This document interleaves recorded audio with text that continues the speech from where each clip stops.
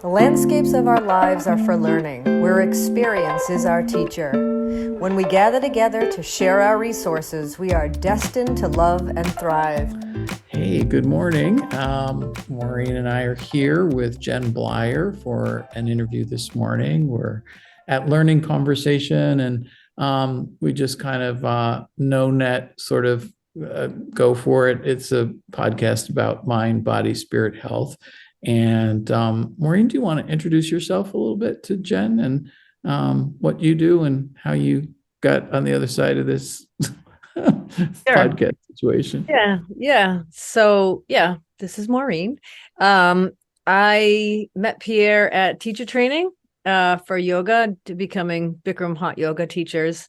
And our hotel rooms were right next to each other. So we rode in the elevator and walked to class a lot. And that's how we literally ran into each other. And then just somehow decided to stay friends. Pierre had a little project called Yoga Heals, where we were trying to get stories from how hot yoga, Bikram yoga had impacted people's lives and how they use it as a healing modality. And so that's how we sort of got connected online. We literally have not been together in person since training in 2015.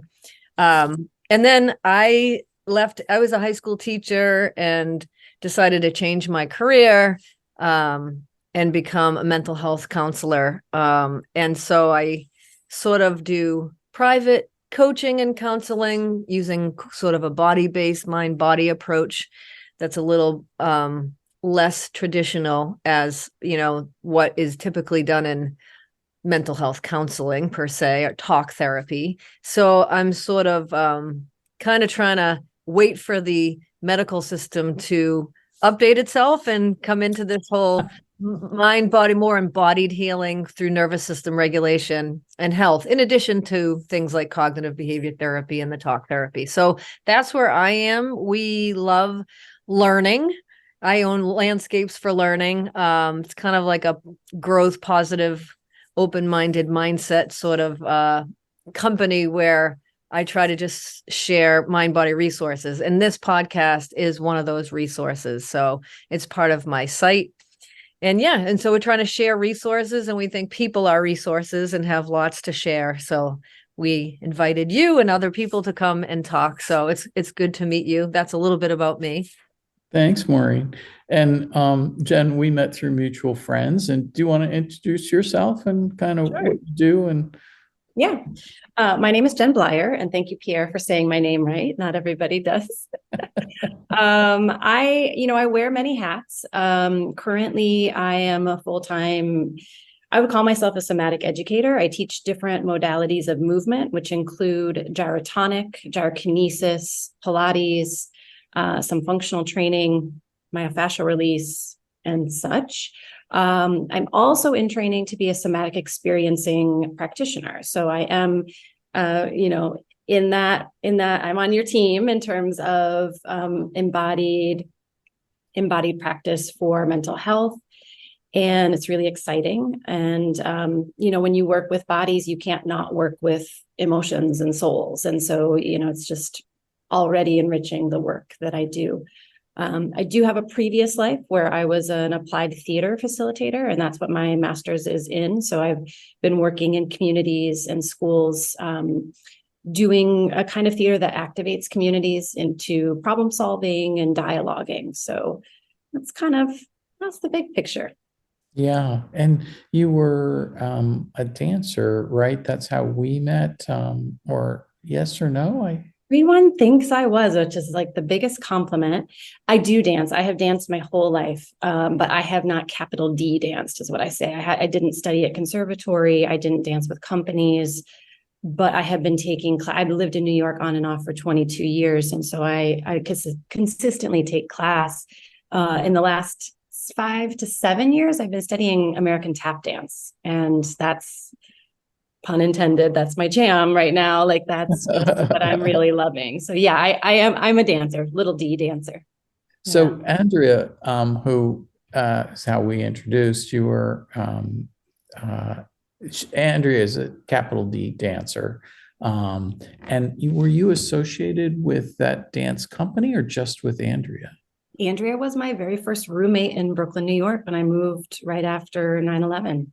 Oh, wow. And so I was didn't know actually, that. I like to call myself the den mother of the Merce Cunningham apprentice company, because she was coming up in the world as I knew her. She was an apprentice for the company, and I was their cheerleader, and I would make their cupcakes, and I, we had another dancer that lived down the street, and she was having a hard time. And so I would have her over and make sure she was eating. And I, so I was a little bit like in the periphery of that as a community member, but not in association. oh, thanks for explaining that, Yeah. because I thought you were part of Merce Cunningham when you ladies were all down dancing at Andrea's wedding and everything like that. I'm like, okay, well, they're all capital D dancers. This makes sense. This is amazing. So yeah. And with the gyrotonic, because I know you came out here to California and visited, and you were kind enough to get some time and space on the machine to teach me a little bit and how to use it. Can you explain what that is for people? Yeah. So Gyrotonic, officially called the Gyrotonic Expansion System, is a movement modality created by a man named Juliu Horvath, who was officially, I hope I get this all right, there's so many countries, Romanian by birth, ballet dancer, defected to the US because obviously stuff was going down in Romania, and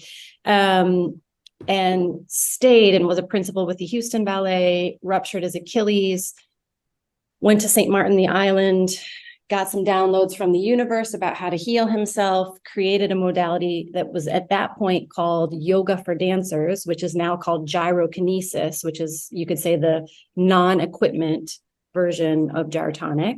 Okay. And then the practice kind of grew from there. He moved to New York. He started something called White Cloud.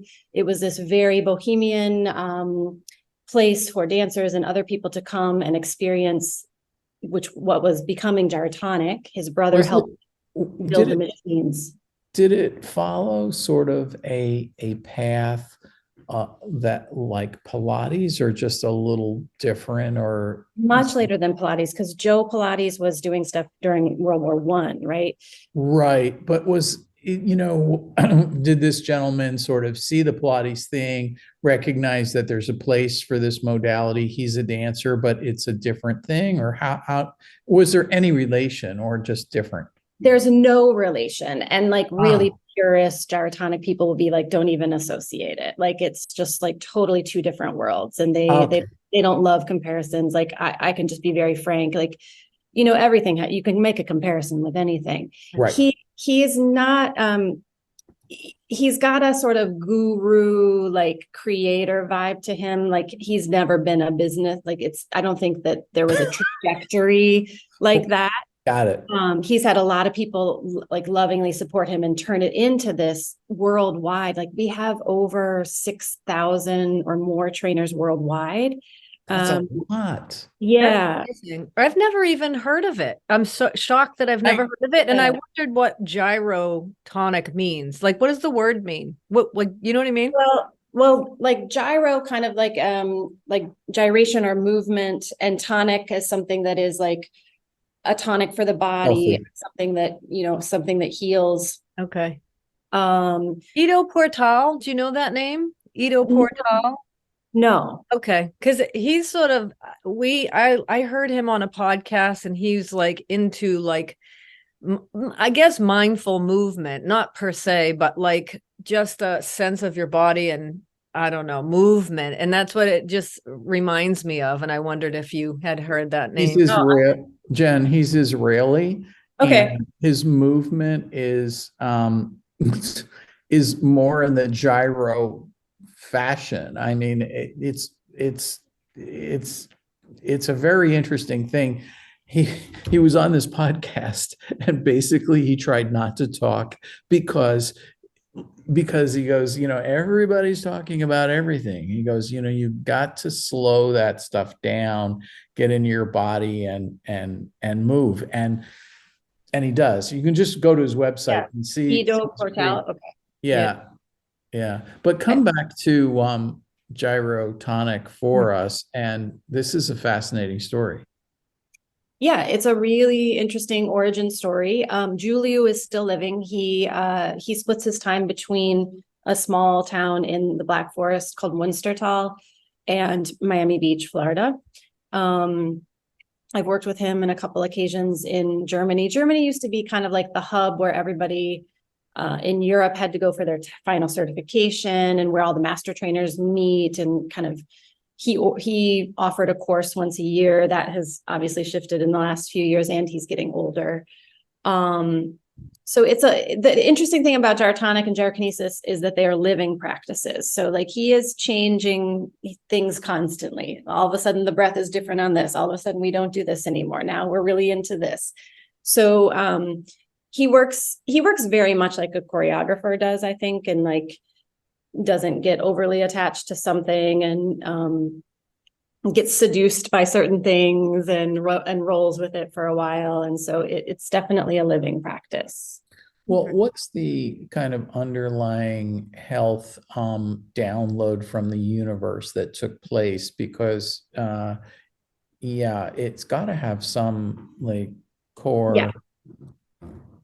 So I'll give you, I don't know what he got from the universe, but I'll give you what has become the principles of the work and the effects on the body. And so really the principles of gyrotonic and gyrokinesis are finding strength through opposition. So that could be as simple as thinking of, if you're standing, reaching through your heels, but also through the top of the head. And so when you find that idea of opposition, you decompress the joints a little bit, especially in the facet joints of the spine. And you create a little more space, which is really important because the work itself has a lot of spinal motion. So if we're like extending or arching the spine and curling the spine and spiraling the spine and undulating the spine, and we haven't taken time to make the space, we're in trouble, right? So we spend a lot of time teaching people some techniques, using breath, using imagery to find some space and decompression in the joints, and then to move from there. And so then once you've achieved that, then we're moving the joints in all the ways that they were intended to. Like the hips are going to move in internal rotation and external rotation right after one another. So that's going to pump synovial fluid into the joint and keep everything lubricated.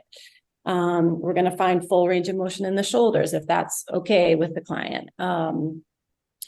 And then other things, obviously, that are happening are kind of an accidental, I think, toning of the vagus nerve, because we're stimulating through touch also. So we have a whole practice at the beginning called awakening of the senses. So we'll do easy brushing of the palms just to bring the presence to the body. We'll do massaging of the skull and the head, tapping in different places. So it's self-touch, Jen. It's self-touch. Self-touch. Yeah. Self-touch. Yep. And through the breath, also, there's several different breath patterns. It can affect, for some people, just a downshift of that nervous system into more, rest. Yeah. I will say for some people, if I entered the practice maybe a little too soon and was in a little bit of a heightened state. So in certain trainings, because, we're doing 5-6 hours a day, a lot of intense like breathing, things like that, I actually got a little overstimulated. And so I had to find ways of kind of taking care of myself in different ways. So it depends on like anything, the body and the nervous system in front of you. What do you mean overstimulated? Well, I mean, I know when my nervous system is overstimulated because I get some physical effects. I get a small shake, which is a discharge, right? Yeah. My body's trying to discharge energy. So it's not a bad thing, but it's a signal to me that I know I've been a little overstimulated. Right. Too much sympathetic. So fight, flight, basically, it's like too much. And so you recognize it. Right. And so you don't end up in the dorsal vagal mode, right? So yeah. Because if too much information, it was just too much information for my body, and maybe too much breath. Stimulus, right? Too much stimulus, sort of like the Goldilocks effect. It was too much. Yeah. Well, it's interesting to me, and we'll come back to this story and everything of this modality, that there's so many different little things that you described, like the initial touching, there's the breathing, there's the, you know, practice or introduction of just trying to create a little bit more space in the spine and have it move in different directions. So essentially, you said resistance, but I was hearing touch and a physical presence throughout every part of your body, kind of like developing that sense of body. Am I getting it wrong? No, no, no, I think you got it. Yeah, I didn't hear her say resistance though. What did I miss that? Um, did something about I don't know. You were saying stretching and stuff like that. But Yeah, Well, not directions, the polarity, like the opposite thing. oppositional reach. Yeah. Sometimes we find that oppositional reach with a little physical resistance, because the machines have, so your listeners can, you Google gyrotonic.com, and on the website, there's some stuff about the modalities, and there's some videos of people on the machines or doing gyrokinesis, but usually it's a bench. It's a bench, and the new machines have dials in different places, but the original benches had dials at the end. And so that's what we kind of stir when we're mobilizing the spine. And they're also sprung with pulley tower from the back, which we can use to put on our feet to bicycle and scissor, or to use on our arms. Okay, I get you. So that's the resistance. It's like resistance training, like the machine creates resistance. Okay, I get it. Like if I'm working with someone in a leg series and they're having trouble tracking their legs, immediately they're going to know they didn't track properly, because the cable is going to hit their leg. Because we teach them, like, if you're in the right position, you won't feel the cable, and you, even though you're bending your knee, you still have to kind of reach a little bit through your heel to create your own oppositional reach. So it gives it's a really nice feedback tool that the teacher, I don't have to be doing a ton of touch. There obviously is hands-on in this practice that we do to help facilitate. I prefer to do as little hands-on as possible, because I just, you never know what you're working with, and you never know, what trauma is stored in the body. And for me, I like to kind of keep the touch on a minimal, and then let the machine do the rest. Yeah. the machine, having been on it, and it's a while back, Jen, but these cables, listeners should really Google it. You have this, you have these cables, and so your arms and legs can just go in any different direction, basically, right, Jen? I mean, well, they shouldn't go in any different direction. We have some ideas about which planes we want to move them in, but there's a lot of different possibility within those planes. Yes. Yeah, and it was so interesting to me. I exaggerate everything, so thank you for bringing me back to something normal that listeners can understand. Yeah, like just completely hooked up and acrobatics. No, it's not that. But in contrast, Maureen and I had a conversation. Maureen uses a gym quite a bit for strength training, and I've never been a gym person. I always chase balls and racket sports and things like that. And the machines that I'm doing one thing in one direction because there's a lot of metal and that's the only way it's geared to go. And yes, you go around to different machines and then you get different directions. Just doesn't fit my personality or my brain very well, and so this is not that. Gyrotronics is much more fluid, and I got a big charge out of trying to do it the right way. Yeah, it really is, and it can be very supportive and also very energizing in that way. You must see a lot of movement patterns that people have, like not great movement patterns. You know how over time we just move our bodies in repetitive ways. And like I have a repetitive left hip issue all the time. And it's not from anything I did in one thing. It's probably there from like just poor movement pattern over time. Right. And so you must see a lot of that. I'm thinking with the cables, like when people are hitting themselves or they are going out of the plane, they come in with movement patterns. I would think that you would see that and you try to help, like not change it, but like kind of like try to get them moving in better patterns.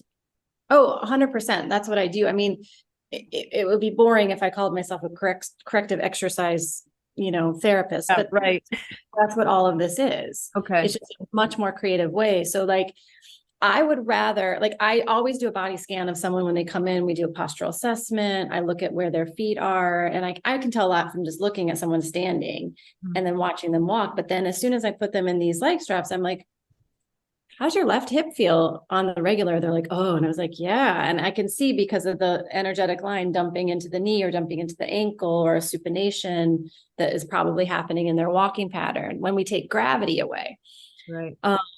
And so what these exercises do is they address the whole body, not just that left hip. So, that left hip is probably wonky because who knows, maybe your right obliques aren't working to stabilize your pelvis. Your pelvis is in a rotation. You've got some stuck stress or trauma there, so it's a real holistic whole body way of addressing the system. Interesting. Yeah. Wonder how the muscles figure in with this, because I'm thinking of the cables and like having to move your legs and like you say, the obliques, and like, is it getting people connected to their actual muscle? Like you think of the sensory motor system, right? And it's the brain sending signals to the muscles and making them move and contract in certain ways. And I find it like with yoga and even working with people with trauma healing, there's a disconnect to the musculature, like how to engage the muscles to make the body move in certain ways. And it sounds like it's just a big puzzle for you to see the holistic, right? Yeah, it is a huge puzzle. And I will just drop a little kind of comment on that. So a lot of the research in the last decade on fascia has been that fascia is actually quicker to respond than muscle. So part of the reason that we are doing a lot of this self-touch and waking up is to kind of let the fascial body know, hey guys, stuff's going to happen. It's going to be great. And then we can get that signal quicker to the brain and back because fascia is a little bit faster. And so because this is a system that, like Pierre said, doesn't work with a shortening one joint movement, it works through a lengthening and like a stimulation of the fascia, then we get a little bit of, I think, a quicker response and retraining of the motor patterns. How Jen, does the gyrotonic sort of accentuate the fascial part of the system versus the, kind of strength training, muscle compression? Well, everything is connected, right? Everything is connected. So connective tissue includes, around your joints and your fascia and everything. Right. I would say that is a great question that I don't know if I can answer articulately. I feel like you just did answer it a little bit. Length, right? The lengthening and waking up the fascia with some stimulation of self, like connecting. And there's so many there's so much nerve fibers, right? And fascia, that's the awakening, I think, that you're referring to, right? Like to get them up and firing. And also if I do a gentle hands-on, like if someone is having trouble keeping their shoulders out of their ears during arch and curl series, what I'll just do is like very gently just brush down their shoulders. And that's enough. You could even do it on your own. If you're feeling tense, you could just do it, not Tom Myers, Eric Franklin has some sponging techniques where we squeeze and elevate and release. And even that is enough for someone to like get a fascial response to let go. So I think because the practice is just a little more gentle and the touch involved is a little more surface, it's not like getting a deep tissue massage. Right. I have another question, Pierre, yes, go ahead. On this same topic. Do you think that how much is that somatic memory in the body? Like when you just brush somebody like that, is that not cognitive at all? Like, is that sending a signal to the person to think, oh, I need to relax? Or is it just the somatic body thinking on its own, like the body actually just responding to that touch? I wonder how much of the controlled part versus the automatic part is happening in this. I don't know exactly how to answer that, but my interpretation is that I'm just bringing awareness. That person doesn't know their shoulders are in their ears. Right. Until I gently give them a reminder. Right. And Their so, attention goes there. That's what I was thinking. So it's like, is that a cognitive relaxation where, oh, I brought this to awareness? Or if you just came up, whatever, like, I just wonder how much of the body's wisdom knows, like with that touch, it just releases versus, oh, I need to pay attention and relax. I think it's a depends on great, the client. If the client's super type A, it's more cognitive. Okay. And then they'll beat themselves up about their shoulders being in their ears again. And like,